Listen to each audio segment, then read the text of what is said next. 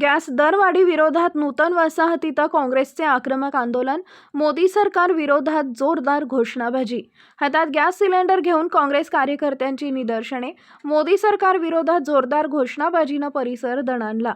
आज दिनांक 12 रोजी गुरुवारी दुपारी 3 वाजता मिळालेल्या माहितीनुसार जालना शहरातील नूतन वसाहत परिसरात गॅस दरवाढीच्या निषेधार्थ काँग्रेस पक्षाने आक्रमक आंदोलन छेडले।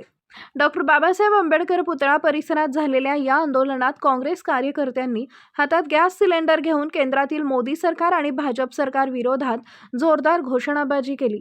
कार्यकर्त्यांच्या घोषणांनी संपूर्ण परिसर दणाणून गेला। मिळालेल्या माहितीनुसार आंतरराष्ट्रीय घडामोडींमुळे गॅस दरात मोठी वाढ झाली असून घरगुती गॅस सिलेंडरच्या दरात तब्बल 60 रुपयांची तर व्यावसायिक गॅस सिलेंडरच्या दरात तब्बल 115 रुपयांची वाढ झाली आहे। या दरवाढीमुळे सर्वसामान्य नागरिक, गृहिणी आणि छोट्या मोठ्या व्यावसायिकांचे आर्थिक गणित पूर्णपणे बिघडले। इराण, इस्रायल, अमेरिका या देशांमधील वाढत्या तणावाचा परिणाम इंधन दरावर होत असून त्याची थेट झळ जालन्यातील गॅस ग्राहकांना बसत असल्याचं चित्र दिसून येते। वाढत्या महागाईमुळे आधीच त्रस्त असलेल्या नागरिकांवर गॅस दरवाढीचा आणखी मोठा आर्थिक बोजा पडलाय। याच पार्श्वभूमीवर काँग्रेस पक्षाने नूतन वसाहतीत आंदोलन करत केंद्र सरकारचा तीव्र निषेध नोंदवला। यावेळी कार्यकर्त्यांनी हातात गॅस सिलेंडर घेत काँग्रेस गॅस दरवाढ कमी करा, महागाई रोखा, मोदी सरकार हाय हाय अशा घोषणांनी परिसर दणाणून सोडला।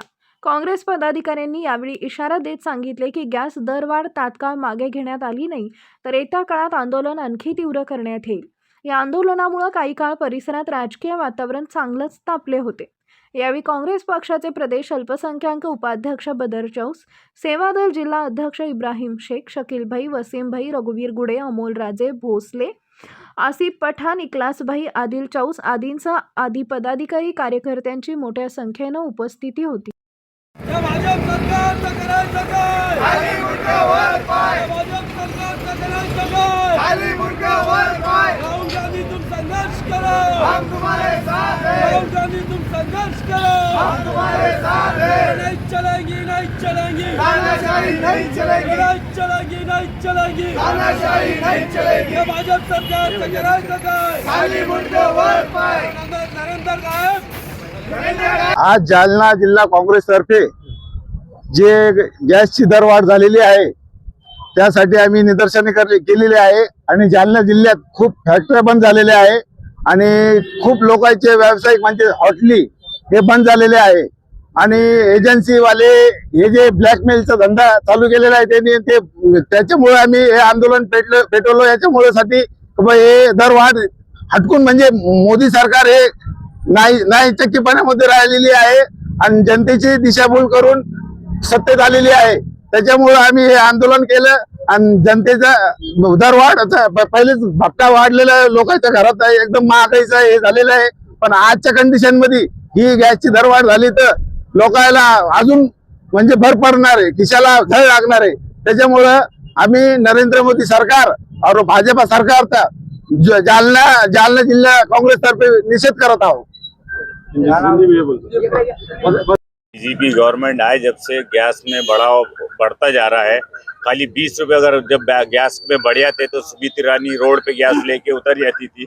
अब इतनी तादाद में गैस की तादाद बढ़ रही है तो इस पे कोई कांग्रेस को कमजोर किया जा रहा है, कांग्रेस के नेताओं को खरीदा जा रहा, तो वो छोड़कर अगर गैस पे इस पे तवज्जो दिए, उसको आगे बढ़ाए, पब्लिक की सुविधा रखे तो वो उसमें अच्छा रहेगा।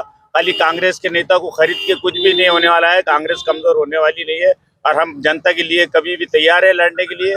गैस में भी बढ़ा हो रहा है, नौकरियां नहीं मिल रही है, बेकारी बढ़ती जा रही है। अभी होटलें बंद हो गई, लोग खाने के लिए होटलों में जा रहे हैं, खाना मिल रहा नहीं है और बहुत से बेरोजगार और बढ़ गए हैं होटलें बंद होने की वजह से। ये बीजेपी गवर्नमेंट खाली कांग्रेस के नेताओं को खरीदने का ही काम कर रही है, दूसरा काम उनसे हो रहा नहीं और कांग्रेस को खरीदने से जनता कम